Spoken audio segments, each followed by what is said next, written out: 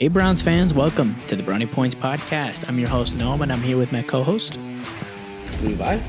Great job. Our first segment today, we're going to be talking about Ken Dorsey. There's always a scapegoat at the end of the season, and we believe that Ken Dorsey might be a deserving scapegoat. Segment number 2, the Browns are now officially eliminated from the playoffs. At this point, does it make sense to switch to DTR? Third segment, the Steelers' success with the rejuvenated Russel Wilson and the Vikings with Sam Darnold. On top of what is considered a very weak QB class, should the Browns just go for an overlooked vet or a youngish QB, like what the Vikings did or like what the Steelers did, or a young QB who's in a bad situation and was given up on too early? Both of those teams have beaten expectations coming into the season. Should the Browns look to replicate that formula? All right, Levi, let's get started with some Ken Dorsey talk. We were talking before the show began. You feel that Ken Dorsey would be a worthy scapegoat, that not to say that the blame would just be thrown on him and he let go. You believe that he really is a significant problem in this Browns offense. Can you elaborate on that? Yeah, absolutely. And this is something I did bring up last week. I said, hey, look, it's great that we had the success, but I'm skeptical about him because I've yet to see him really feel like he's figuring out defenses. It feels more like, hey, when he can throw it deep and he's got an advantage to take advantage of when there's that opportunity, such as, again, the weak Ravens secondary, especially with Marlon Humphrey injury, Levi Wallace starting at corner for the Broncos because they're missing Moss. It gives you opportunities for guys just getting shredded and chuck it downfield and it works. But when that's not happening, it's been a big issue. Really, the only time where that hasn't been a problem is against the Steelers in the snow. It felt like a weird game, not something you can rely on. And yet again, this game, it wasn't working, and what ended up happening is just a whole lot of failure, and it just really didn't work out.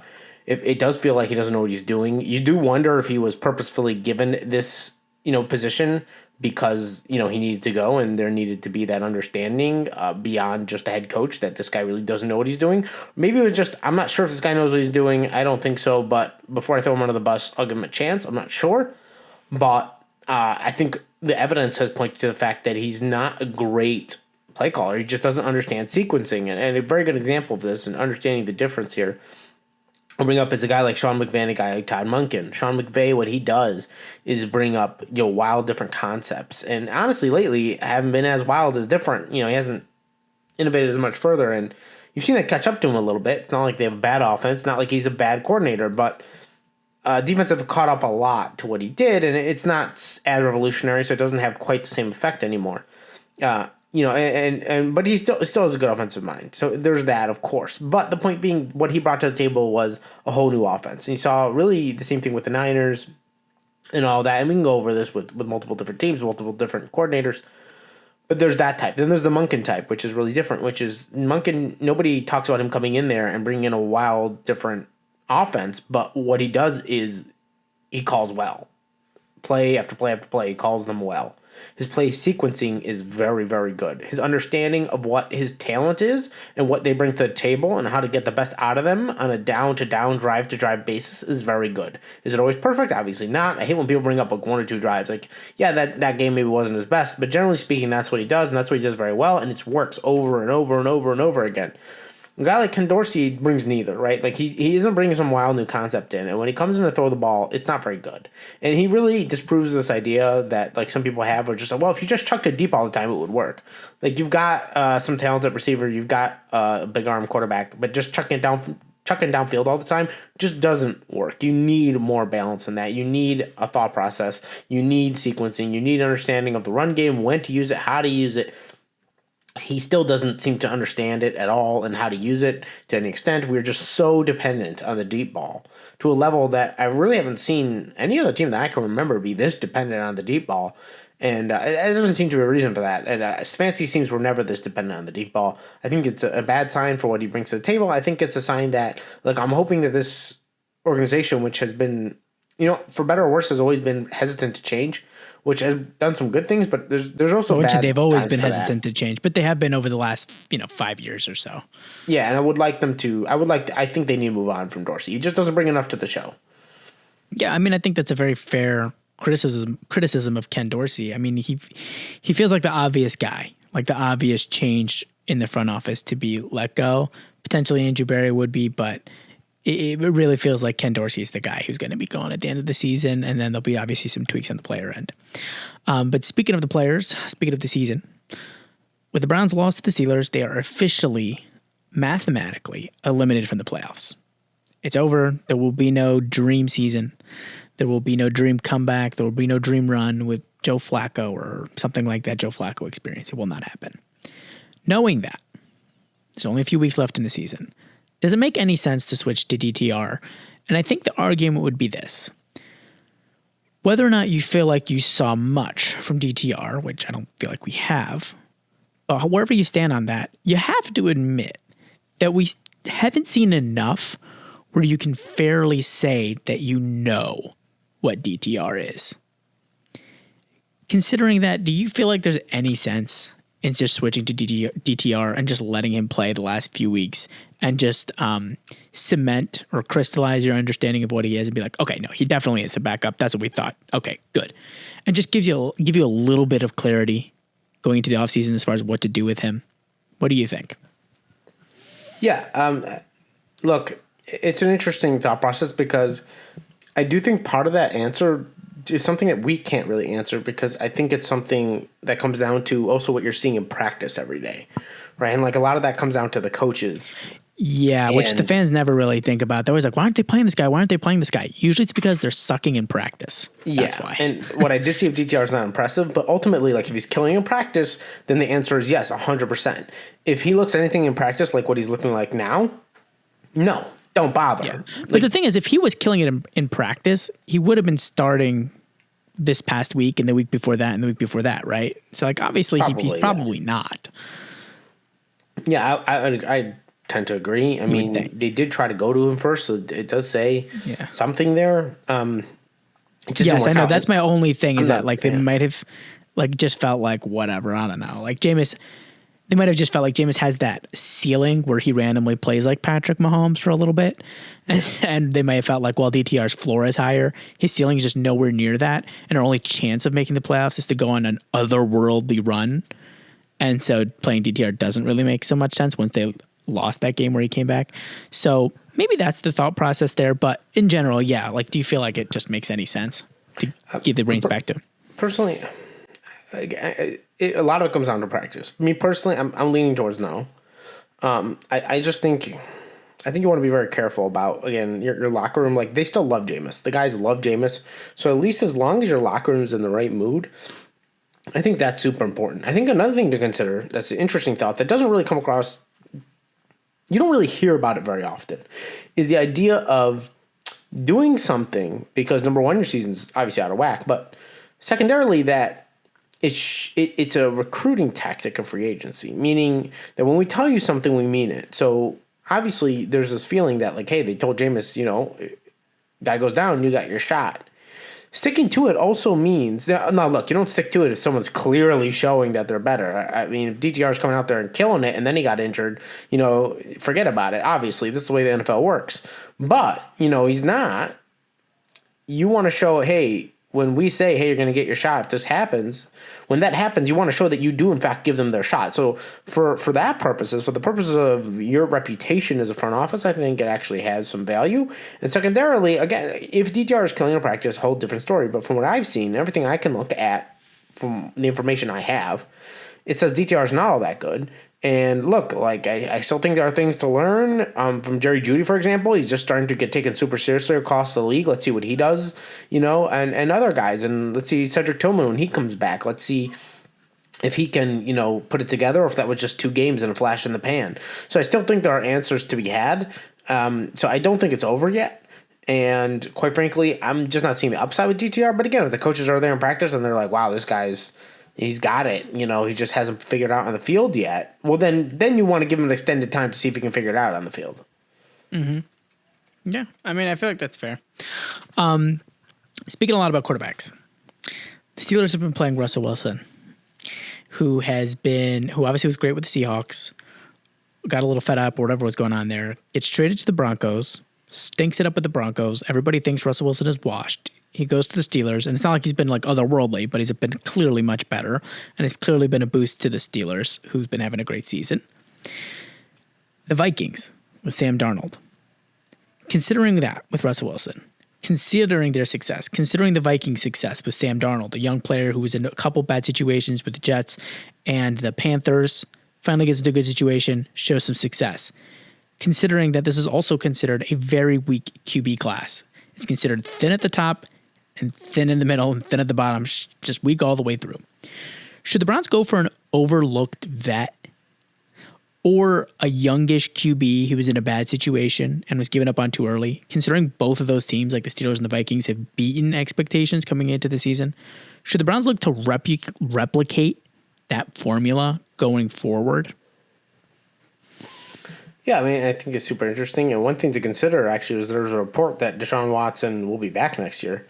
We'll see if that report holds up. And yeah, we'll see. Maybe it's not so true, but they were saying, I want to give him a shot. And, maybe that's front office happy I talk. heard something like let him compete. Like, I'll throw him in there with, a veteran and a young QB and let them all play against each other. I'm all for an open competition. Why not? Like, that can't hurt. I'm actually against I don't like going into the season should, with him as your preferred guy. I don't want him involved. I think it's just bad for the morale, the locker room, the thought process. Like, is he going to be our quarterback? Maybe. I just think it's like, don't even bring him in. Don't even make it an option. Okay, interesting. We'll get into that another time. Even then, if it saves you nothing, I think for the morale, just the locker room thought process, I think it's just best if he's not involved. Interesting. Okay, so what do you think? Should the Browns look to copy like something like what the Steelers did or like what the Vikings did?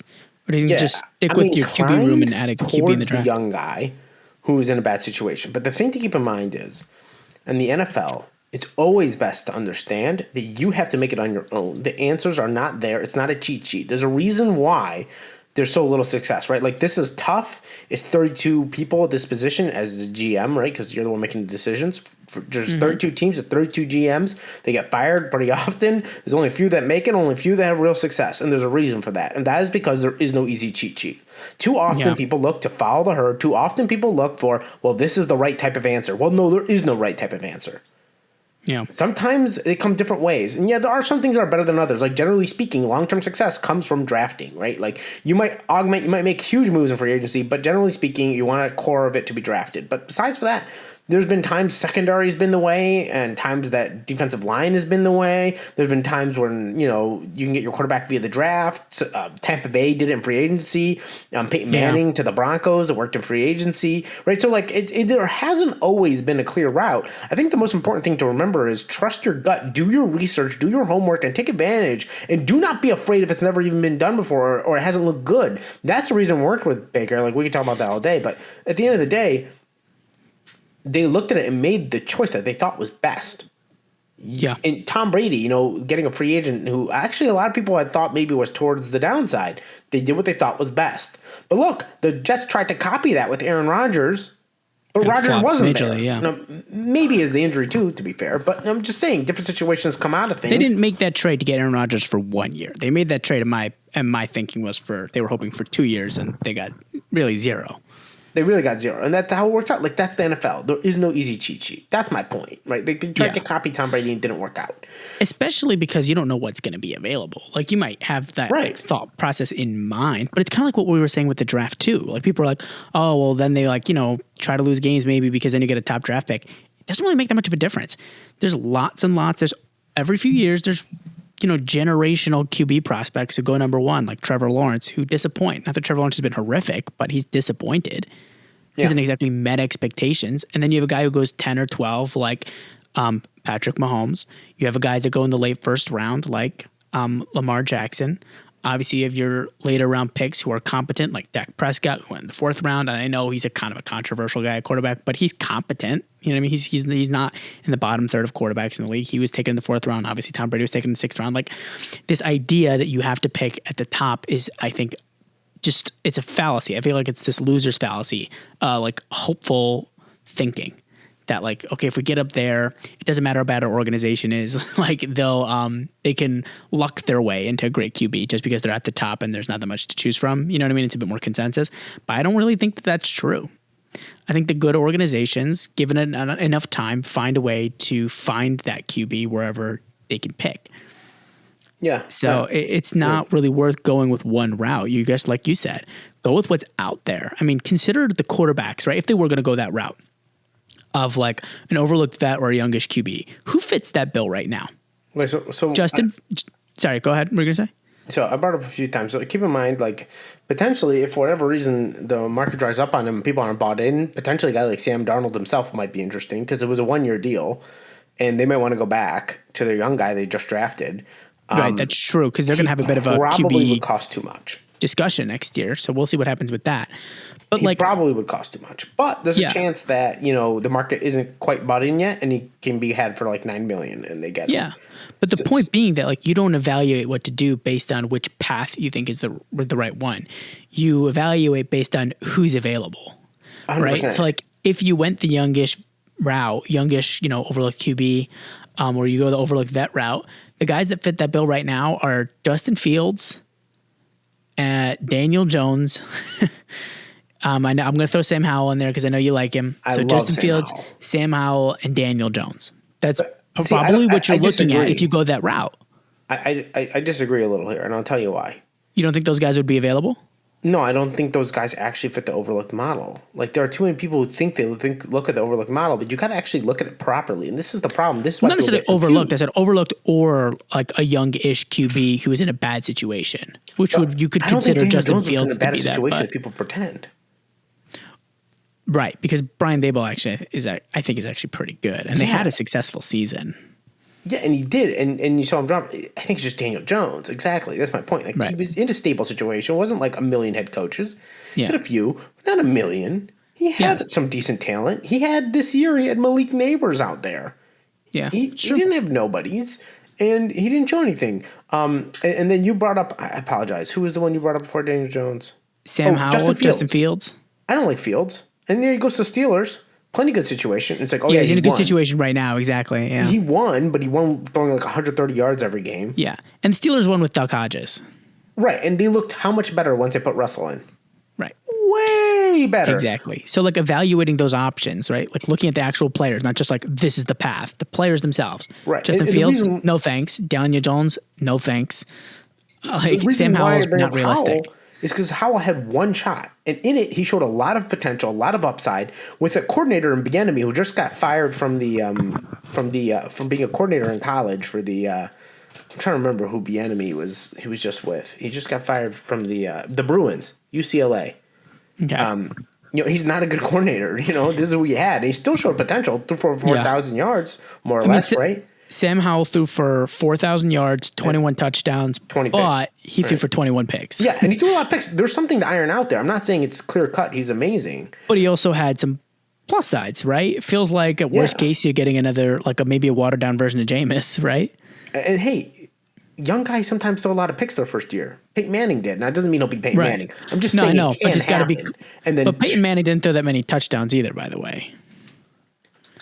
He threw quite a few, didn't he? No, I don't think he did. Do you have the stat on this? I'm just curious. I'm pulling this up right now. Okay, I'm intrigued. Yeah. Peyton Manning in his rookie season threw 28 interceptions. Okay, my bad, actually. He threw 26 touchdowns, but he threw more interceptions than he did touchdowns. He threw 26 touchdowns and 20 interceptions. But the point is, like you were saying, if you throw a lot of touchdowns, you almost don't even think about how many interceptions they threw. So, right, because they're a rookie. So you think they should be, if they can hold around that touchdowns and cut the interceptions, about 20 touchdowns and 4,000 yards is not too bad. 64% completion percentage, about a 79 QB rating. It does feel like that guy who maybe didn't get as much of a shot as he should have gotten considering his rookie season. So I'm in agreement with you, but it feels like the kind of guy they're never going to trade for him because he's kind of like your guy. Do you know what I mean? Like that you've carved him out. 100%. But there's no buzz at all. There's no smoke. There's no smoke of smoke. There's no way they're going to pick him up. I think he fits on a lot of levels, and I think you think, hey, I'm taking him. I feel like I'm giving him a better play caller in Stefanski, a better offense, better play caller, giving him better weapons. Like, don't get me wrong, he had Scary Terry, but there wasn't a lot else going on there. So you're like, okay, I'm giving him multiple guys to go for. Giving him a better I agree. I like the now. idea of bringing in a guy like Sam Howell. But there was also, I think there was a QB, because I think for a lot of people, they just feel like they're stuck between a rock and a hard place. Like the veteran route isn't that good. The overlooked youngish QB route isn't that good. The draft route isn't that good. If they go the young, the bridge quarterback style thing, you've already made your pick that's Sam Howell. If they do go the draft route, who would you hope that they pick up? So I would think you've got two routes to go. Number one is first round. You're probably not going to be at the very, very top. You'll probably be a few back. And the one guy that intrigues me a little bit, so actually there's two guys, and they're both linked to Ohio State. Quinn Ewers is one. And the reason why I think Quinn Ewers, and I'm not in love with him. I would by no means draft him in the top 5. But I think he's somewhat intriguing because he has a ton of talent. That's number one. Number two, he went to Texas, and at the beginning actually showed some real upside. He had some great passes and everything like that. This year, there's been some downsides. Things haven't worked out the way you would like. Now, he did lose his top 2 targets, Xavier Worthy and A.D. Mitchell. Now, maybe these guys somewhat target dependent, but I think the other thing, and this for me, this is where it gets personal for me, why I'm kind of interested in him, is I don't like Sarkisian, the head coach at Texas. I think he's very overrated. I think he's a poor coach. I don't think he's actually all that good. I think he's a very good recruiter. I don't think he's a good coach. Kind of like what people say about Ryan Day, right? Yeah, exactly, actually. And when he first took over from Tom Herman, they lost games. They had been, a pretty good team and with a great offense and a troublesome defense, which Texas had trouble on defense for a long time. Yeah. And then he came in there and they just dropped. They were very poor. And Tom Herman actually made Sam Ehlinger a third-round draft pick somehow. But he comes in there and they don't look that good. Yeah. And then he gets gifted. Quinn Ewers got tired of waiting at Ohio State. He didn't want to wait another year. And he's like, well, I'm going to go back home to Texas. So he goes to Texas. And where are you going to go? You're going to go to Texas Longhorns. That's the big program. And Sarkisian's a very good recruiter. And on the other hand, here's where the real gift came in.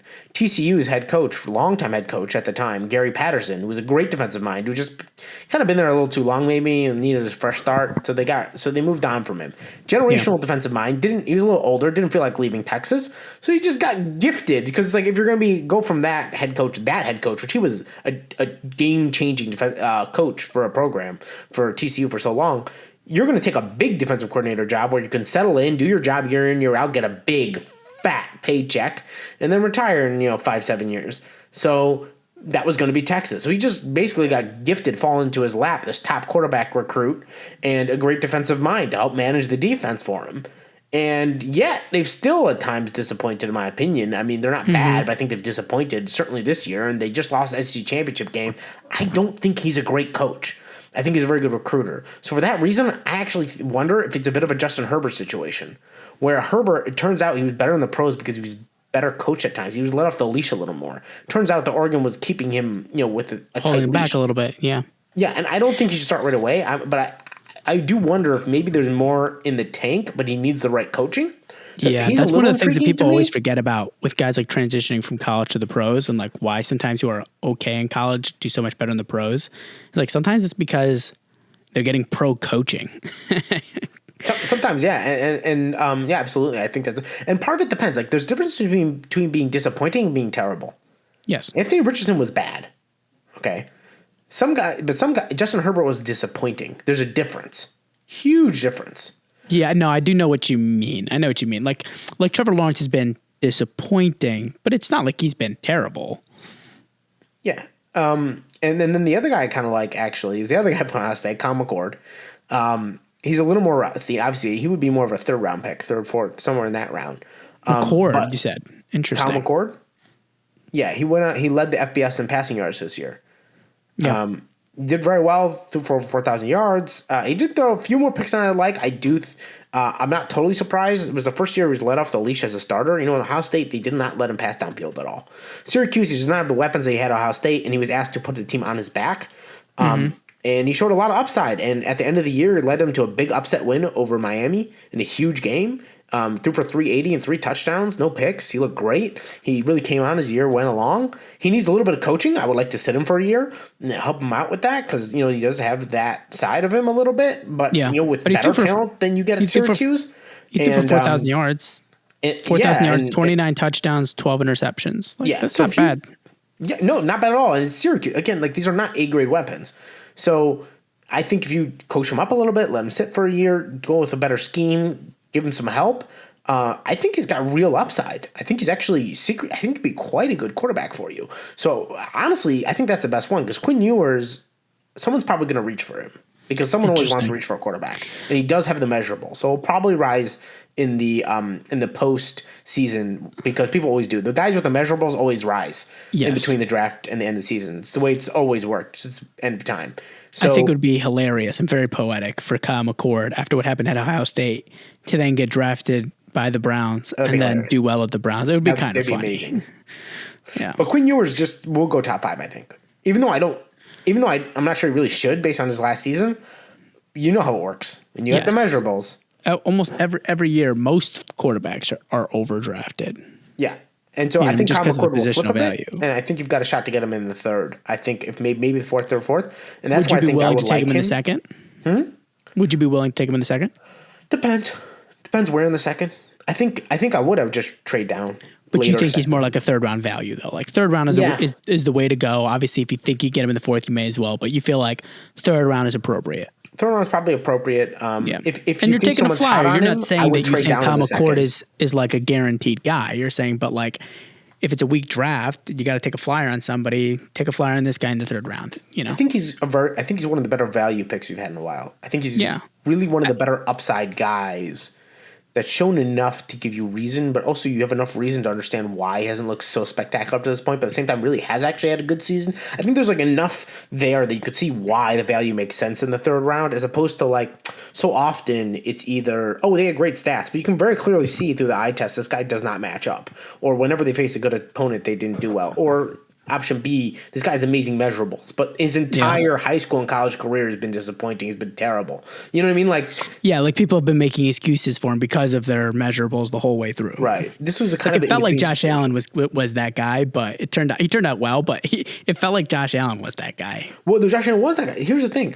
I go into this, but Josh Allen, Lamar Jackson, they're great players. They've ruined the league almost because everybody's trying to chase these two guys who are both this odd 90th percentile type guys. Like these guys don't work out in the NFL, but they did, these two individuals. And now people are trying to chase that.